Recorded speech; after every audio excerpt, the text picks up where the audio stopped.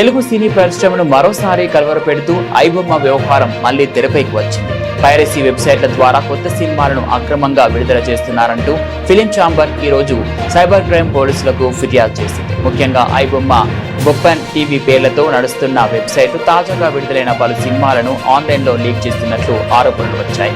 ఈ నేపథ్యంలో film chamber అధికారికంగా ఫిర్యాదు చేయగా సైబర్ క్రైమ్ పోలీసులు కేసు నమోదు చేసి దర్యాప్తు చేపట్టారు.